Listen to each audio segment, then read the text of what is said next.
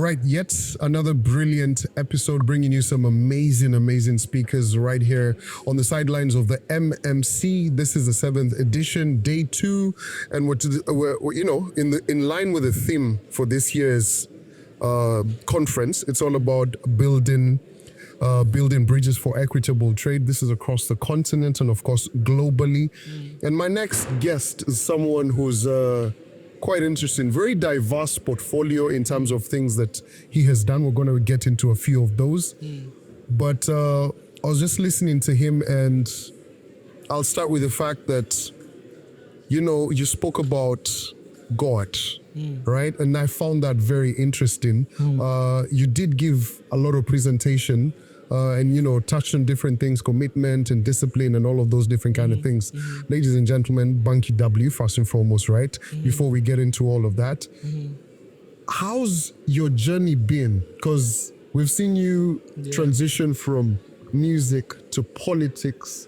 You're doing so much in terms of policy and all of this. That's a myriad of things to be doing. Yeah, it is. How have you been able to achieve all of this? Oh man.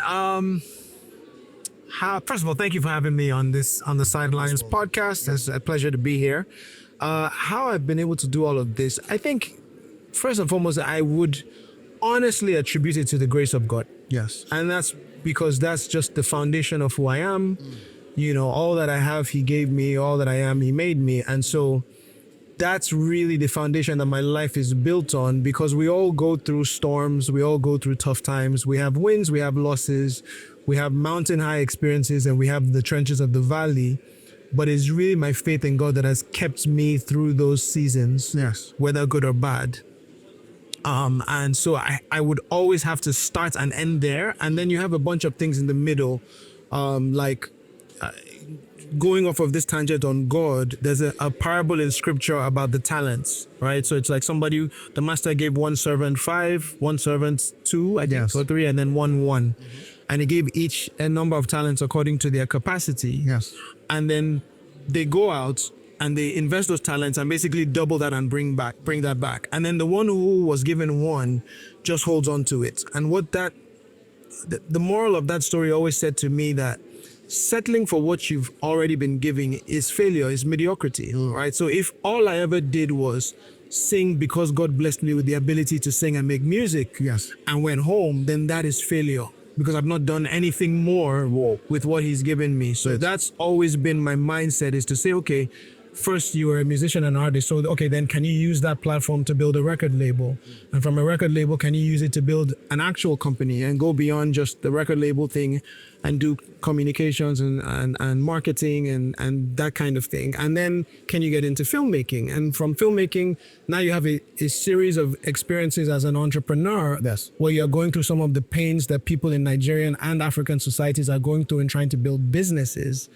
So how do you then make the world better for them? How do you make the environment better for business people? How do you make it better for young people, for people who are in the trenches of poverty? How do you alleviate that?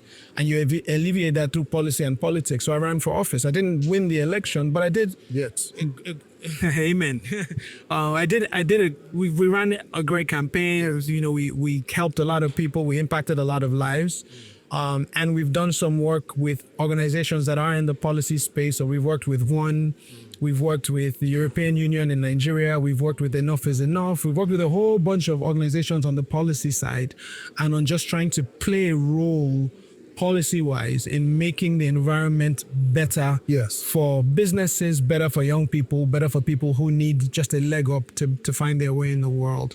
So it's really this idea of taking the gifts and the talents that I've been that I've been blessed with, and shifting the goalposts every time you get close to it to say, okay, what else can I do? How much more can I do? How many more lives can I bless or impact or change? And just that journey of trying things, shifting the goalposts, putting one foot in front of the other. And you look back now and it's like, oh man, we did all of these things. Yeah. You just started out by saying, I'm just going to I don't have everything that I need, but I have enough to take this step. So I'm take this step and then see what happens. With all of that said, Yeah. you know, because you've done quite a bit, Yeah. and I appreciate you for being able to share Thank your you. stories Thank you. with young people from so many different walks of life, right? But with that said and done, Yeah. what are some of the things that actively? It could be in policy, in politics, in music, different fields. Because you're talking so many different young people. What are some of those barriers that you feel are just hindering so many of us in in Barriers. unison, right? Yeah. Because it could be someone who wants to get into music, right? Yeah. It could be someone who's in agriculture, someone who's a policy maker or Yeah. this or that. Yeah. But there's those universal, let's not Yeah. even call them universal barriers, right? Yeah. Let's call them continental barriers Yeah. that Yeah. you look at, especially you who's run for office and you've Yeah. done things with EU, right? Yeah. And you're just like, I wish we could just pick this and just abolish it or change it. So if that's a really fantastic question, and it's like a question that we will have to answer on its own episode, sector by sector. But what I would say is that the challenge from my lens is one of policy and enforcement. Yes. So you take the entertainment industry, right? Music, film, if you even expand it to say maybe culture, so fashion, this suit was made by a Nigerian designer. I'm sure yours was made by an African designer or a Kenyan designer as well. So what are the challenges that these sectors face? And it usually eventually finds its roots in the policies that govern that sector and the enforcement of those policies. So I've been in the music and film business for a number of years. Some of the challenges that we face would have been ones of the challenge of bootlegging, right? So we did a film called The Wedding Party. We did a film called Sugar Rush. We did a film called Up North.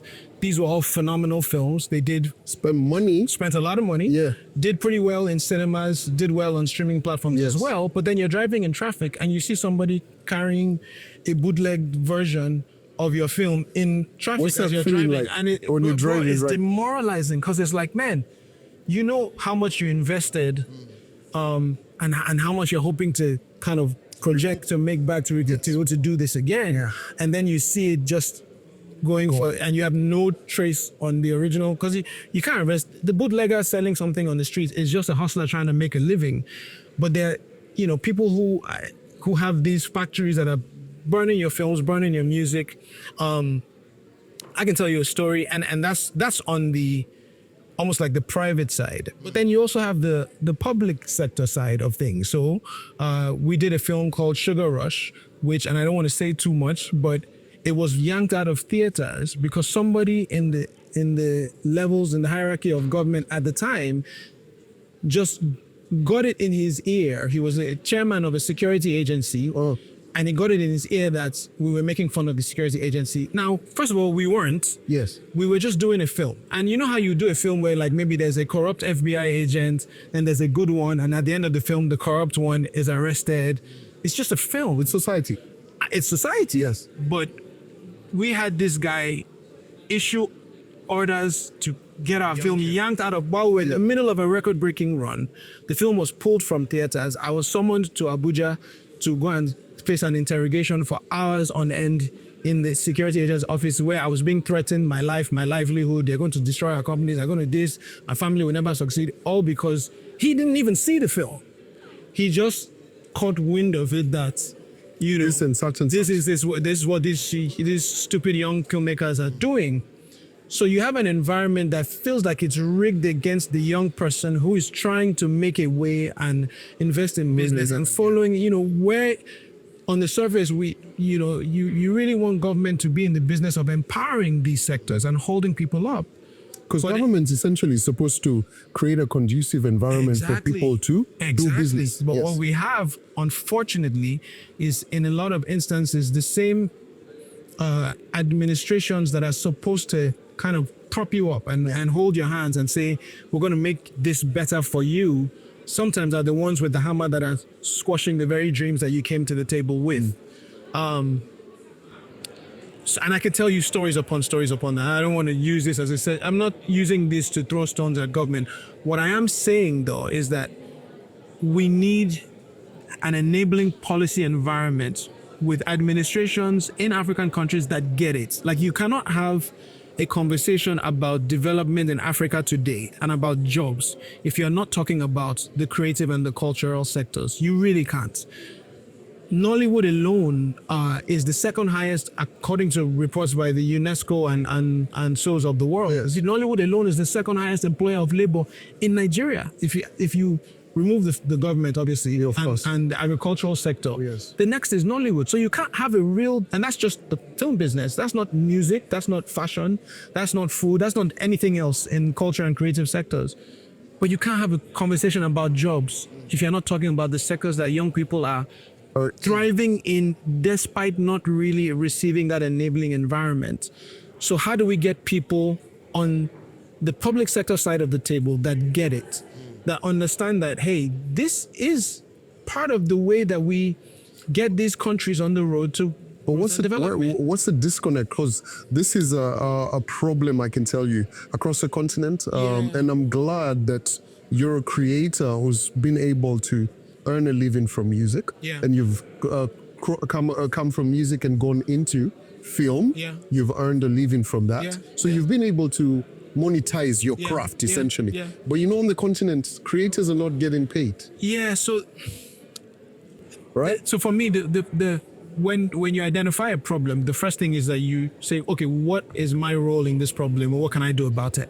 Which is why I ran for office. Yes. Because we need people at various levels of government that are right-thinking, like-minded people that can go into government saying, we're not going in there to be rent seekers, we're going in there to be reformers, we're going in there to say, we're not going to throw out the baby with the bathwater, but can we do these things differently or better? Can we join hands with the private sector and put policies in place and ensure those policies are enforced? So for me, that meant I'll stick my neck out and I'll run for office. Now, it didn't succeed at the time, but we're grateful for the campaign that we ran.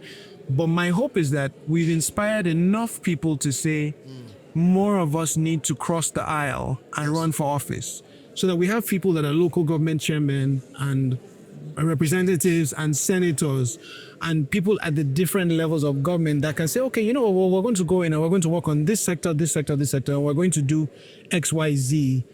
And that consensus of right thinking, like-minded people is what will actually make the environment possible for these businesses and these sectors to thrive. And it's beyond any one person, right? Because the only Messiah is Jesus. So this idea that one person, even if he's the president, can come and change everything from top to bottom is a lie. But if you have a consensus of people, multiple people at various levels that go in there with this mindset, then these things are very, very possible and they're doable, and it will not take as long as it's currently taking. But you know, someone and you're entrenched in this, right? Yeah. Would you say that there's actually a shift that's happening? Is government paying attention? Is the private sector paying attention? Because why I'm asking this is this, and I want you to be brutally honest. Yeah. There's a lot of these seminars, conferences where we're getting everybody saying, you know, the youth, get into this, we've got a fund, we've got this. You hear so much of that. Yeah. But are we saying it to look good and for companies to look like, you know, they get what the younger people need and want, people in the creative sector, or is it just gas? So my honest opinion is that it's a mix. So I do think that positive strides have been taken. Yes. I think some steps have been taken in the right direction, and I think we need to acknowledge that and applaud that before they take those steps back and say they are not doing it again. Yeah.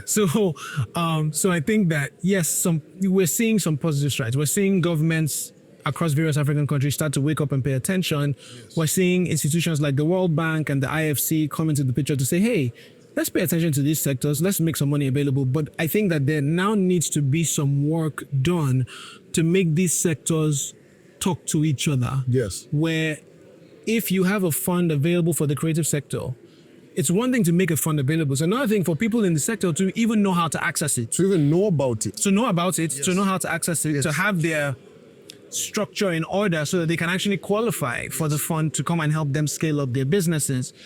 So you Post need that. yes, and then Post that. How do you manage the money? how do you manage it? You know, where is the money going? What are the success stories Yes. in these funds? You know, who has used these funds to actually make a film or to build a record label or to start a fashion business? And so there's a communications problem here.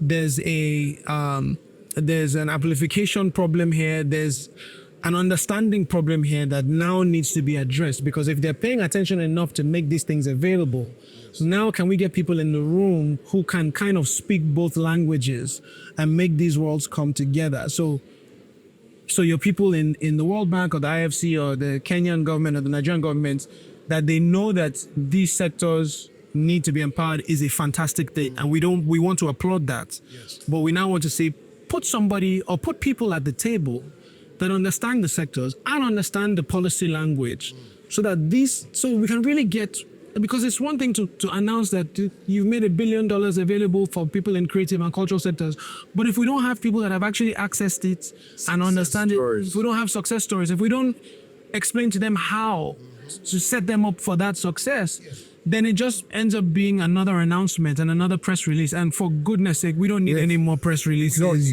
announcements. We need the work to be done.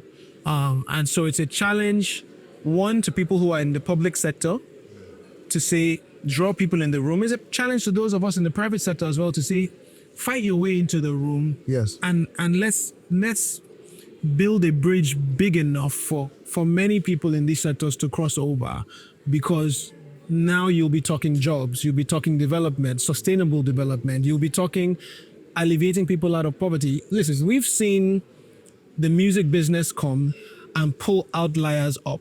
So you have your Burners, you have your Wiz, you have your David, you have your Tiwa Savage, you have your Mercy Chinwo, you have people across different parts of the music business that have done phenomenally well. In the movie sector as well, we have the wedding parties, the Gangs of Lagos, Brotherhood, King of Boys. By the way. Thank you, Yeah. King of Boys. What's the one that Kemi just did?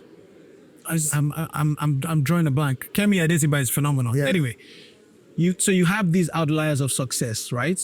And those things have come and succeeded despite not having really any government, to the best of my knowledge, any government intervention, any help. Yes. So now what happens when, from a policy perspective, that help comes and that funding comes, and you cast a wide enough net, you would pull an entire generation out of poverty. You'd empower so many, and for each person that you do, there's a chain of employment underneath them. You know, for every artist, there's a manager, there's a A&R, there's a record label, there's a road manager, there's an engineer doing sound, there's a producer. There's so many things. Same thing on the movies. Nollywood, I said this before, is one of the highest employers of labor in Nigeria. So there's so much that can be done if we can just get these two worlds to talk to each other and to work together to create the right kind of environment for these sectors to thrive. No, I love that you've mentioned that. I was just on the radio. I was a guest on the radio this morning, Jasmine Radio. Okay. A couple of my guys had invited me, and one of the mates on the radio station was just telling me about how the guy who produced Rema's Calm Down, Okay. the producer, Yeah. his life changed instantly, Amazing. right? I mean, it would. Of course it did. Yeah. Yeah. He was telling me about Yeah. how the guy, his father was a musician, Yeah. has his plaques, but now this is a son who's now Yeah. become very successful, Yeah. gone on to do so many different kind of things. Yeah. That is practically what you've said. Absolutely. And that, you can Absolutely. imagine the road managers, Oh, yeah. all the writers, Yeah. all of those. Yeah. That's a whole ecosystem, Yep. right? Yep. But as we conclude, because I know you need to handle some business, right? What's next for you? Oh, what's next for me? So there are a few things. On the one hand, I'm still, so I serve in ministry. So I serve as a global ambassador and associate pastor and kind of a professor for a ministry and a college that we're part of when we're in the States. So it's called Union Church and Union College. So I teach in Union College when I'm in the States. Yes. And it's my way of trying to pour into the next generation of leaders to kind of give them the tools, leadership tools, spiritual tools, to give them the foundation they need to go out and be all that God has created them to be. So that's one thing that I do. We still have AME that is now an agency. What used to be a record label back in the day yes. is now an agency. So we're working in strategic communications, we're working in marketing, We're doing campaigns for corporates. We're kind of building on that side. I have a production company with my wife called Bad Media Productions. Okay. We just wrapped on the first film that we're shooting. It's a film called Blue and Wild. My wife actually wrote and directed it, and I produced it alongside Isioma Osaje. So we got more in the pipeline from the Bad Productions perspective. So I'm doing ministry, I'm doing business, I'm doing leadership, and then a bunch of other things. We're working, Baba. We're working. And we're trusting God to bless the work of our hands. And that's pretty much it. I love it, man. Banky, thank you very much for spending time with us. Thank you. Man, there's so many great gems over there, man. Like, as we're always telling you on the Afro Trade podcast, it's all about making sure that you get to write some notes, because that right there, those are gems that I keep telling people when you're listening to this, watching this, write down a couple of things. Write it Because down. a lot of people are always saying, I'm going to memorize it. Write it down. The Bible says, write the vision and make it plain, so that he may run who reads it. So write it down so that when you go back over your notes, you can run and make it happen. 100%. Yeah. So there you have it. Yet another gem of an episode right here on, the Afro Trade podcast, on the sidelines of the MMC 7.0 day 2. So many more amazing guests to come. So definitely be on the lookout and catch you at the next one. Sounds good.